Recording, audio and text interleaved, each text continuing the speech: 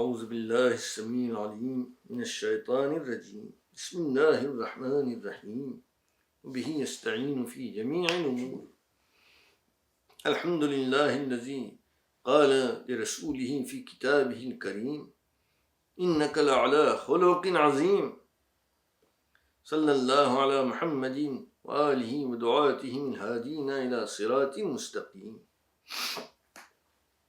Mu'mineen, Mu'minat, Rasulullah's special community, Amir al-Mu'mineen's sincere followers. Assalamu alaikum wa rahmatullahi wa barakatuh. May you be among the people who acquire a high moral character, cultivate a virtuous disposition, and walk the path of pious forbearance. May Allah keep you in His protection and care. The world currently is in the grip of a severe pandemic, and because of there is much suffering everywhere. May Allah Ta'ala ease this hardship, and may He safeguard your livelihood and shower you with barakat. In today's Majlis, I will do this bayan. Why is it necessary to acquire virtue?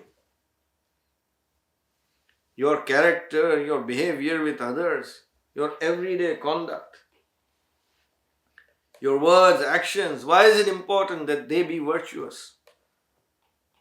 Some may say we are Mumineen, we believe in Allah, worship Him, we love Allah, His Awliya. That is enough, for we will go to heaven.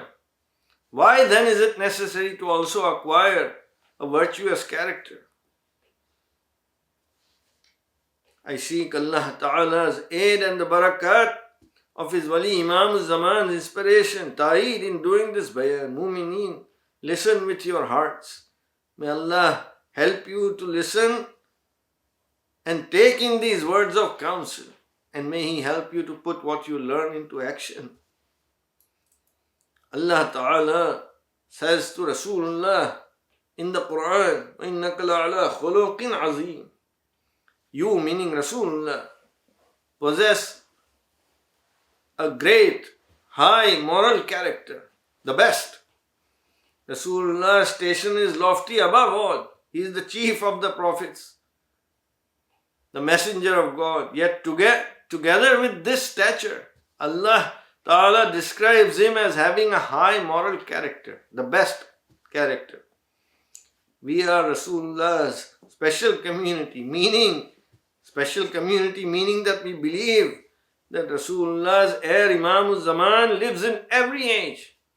His presence is compulsory, and that when he is in concealment, his vicegerent and representative Da'i establishes his Dawat with his permission.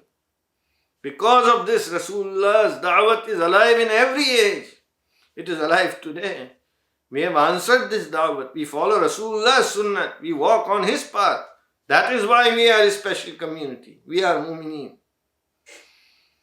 When a person answers the Dawat, gives Misaq, loves Allah and His Awliya with sincerity, he will certainly go to heaven. That is our belief. But it is also compulsory for a Mumin to strive to attain a high moral character.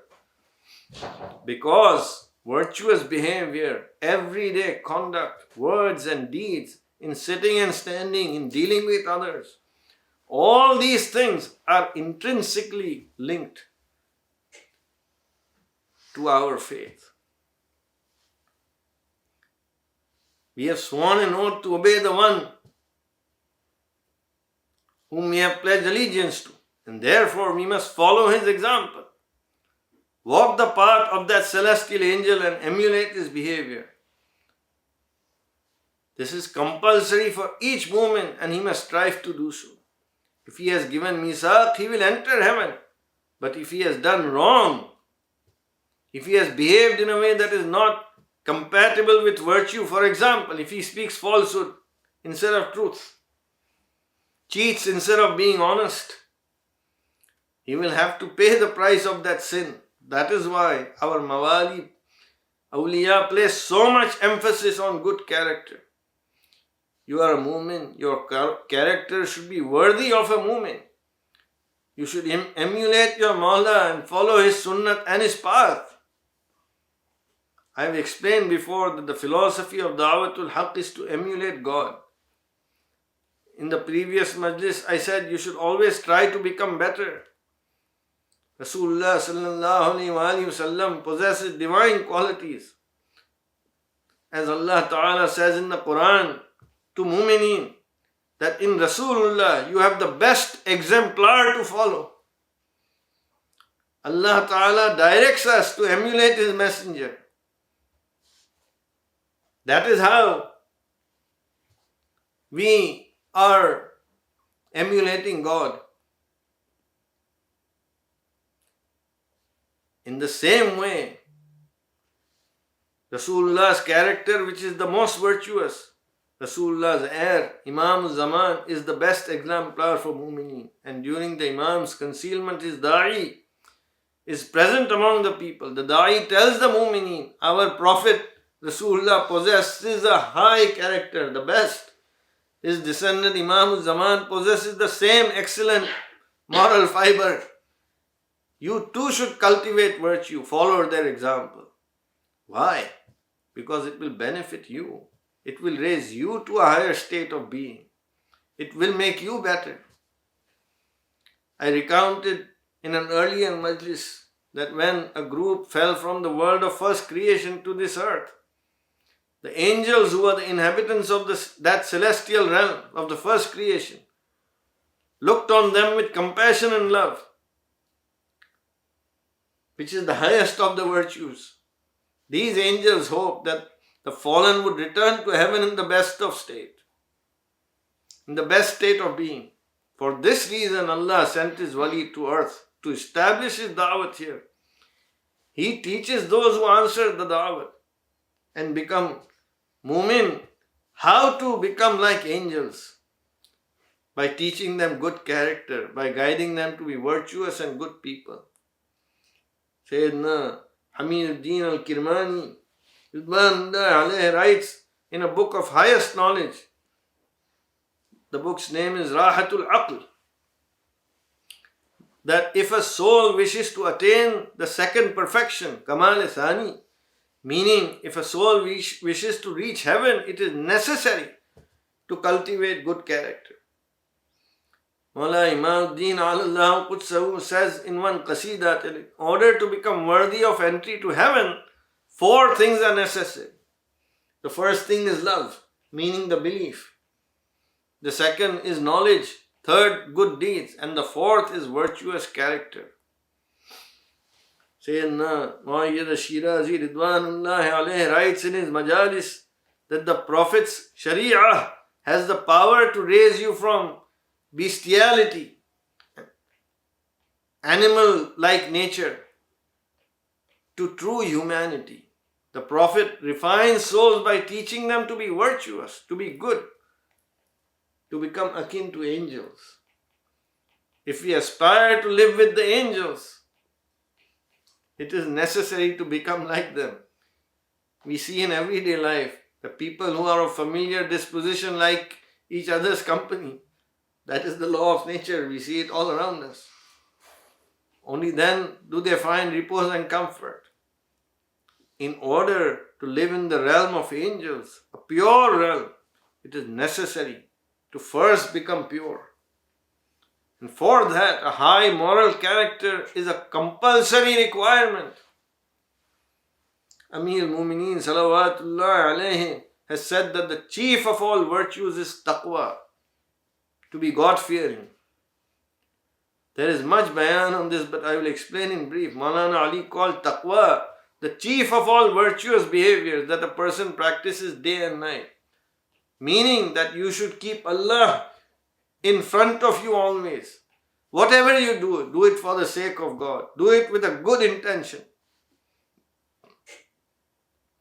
It is reported in our kitab that in practicing virtue, being good, with a good character, God's servants earn the reward of fasting and prayer. So good character is linked to God's worship. It is part of God's worship. Rasulullah was asked about this verse of the Quran. The verse says, practice forgiveness, command what is right, and turn away from the ignorant.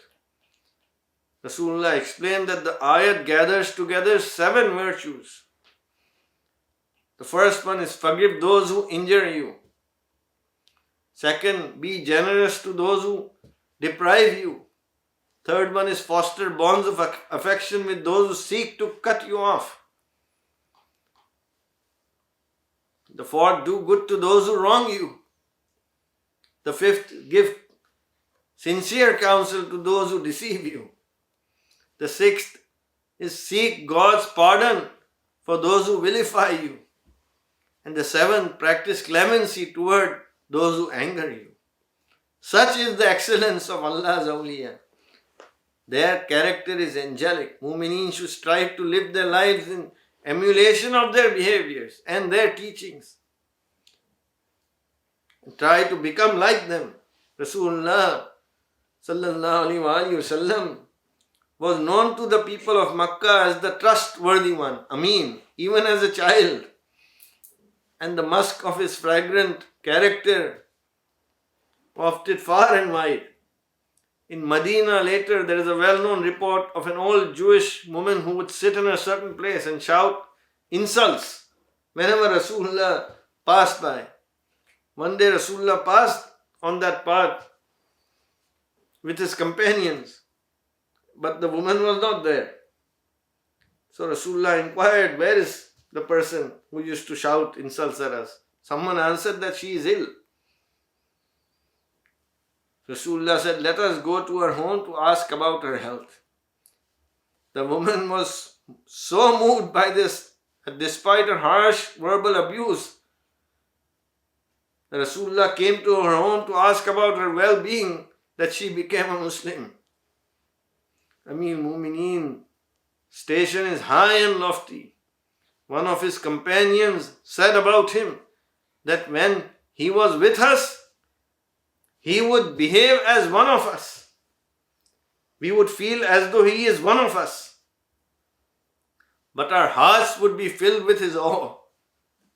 This Mawla Ali has said,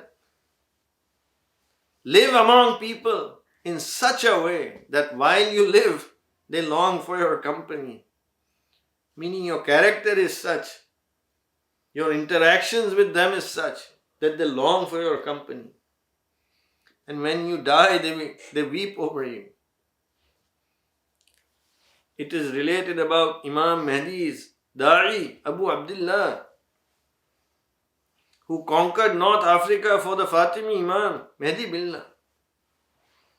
That he conquered it through his character, not with the sword. The people there were so inspired by his virtuous behavior that they pledged allegiance to him and his Imam. Ja'far as-Sadiq Imam said, Imam says this, that we are the root of every good. All virtues stem from us. Worshipping God, controlling anger, forgiving sinners, having compassion on the poor, caring for neighbors, recognizing the stature of the virtuous, and many other good deeds. And then Sadiq Imam said, our enemies are the root of all evil. They give rise to all things wicked, falsehood, stinginess, slander, usurping the property of orphans, cutting the bonds of affection, stealing, acts of indecency. Then Sadiq Imam spoke these words of which one should take careful note. He said, whoever claims to be with us but behaves like our enemies, he is a liar. He is not with us. Mu'mineen, Mu'minat, you have heard the reasons why you must cultivate good character and the honor you attain by doing so.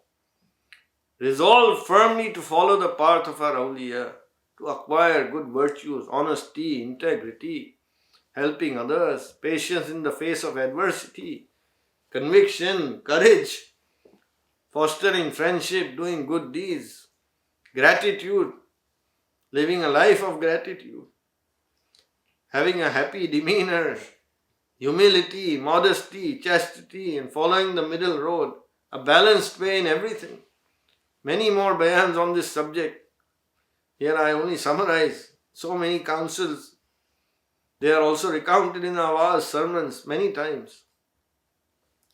Furthermore, in order to cultivate virtue, you must shun vices, anger, harshness, falsehood, fraud, deception, arrogance, greed, envy, laziness, oppression, injustice, ungratefulness, ignorance, tyranny. It is necessary to reject all these vices. Mu'mineen, recognize these truths and lead your lives accordingly. Maulana Taher Fakhruddin has written in this poem, Biradartu Nasihatsun. And in that poem he counsels Mu'mineen. In the first verse he says, "Brother, listen to my counsel. Pluck blossoms of truth on earth, become worthy of heaven. Sow good and reap it. Take the path of right guidance and make a bond of kingship with the angels." Maulana Taher Fakhruddin, Maulana Muhammad Burhanuddin, and Maulana Khuzaima Qutbuddin, Ridwanullahi alayhim. Three angels that, Mu'mineen, you have seen with your own eyes. You experienced their angelic virtues. You remember their ways and deeds. When you saw them walk, you would think an angel is walking on earth. Today, I, Mamluk Ali Muhammad, am their heir. I walk the path of the previous da'is, following Rasulullah SAW sunnah. And I give you sincere counsel always. And pray that my words find a place in your hearts. And it turns into actions of good from you. By the sanctity, hurmat of Muhammad, Ali Muhammad and their Dawat, may Allah Ta'ala grant you all aid to walk the path of our pious forebears. May He help you to acquire virtuous character. Alhamdulillahi Rabbil Alameen. Wassalatu wassalamu ala Rasulihi Sayyidina Muhammadin wa alihi at-tahirin. Wasallama tasliman muttasilan ila yawmiddin. Ya sabah al-khamis ahlan wa sahlan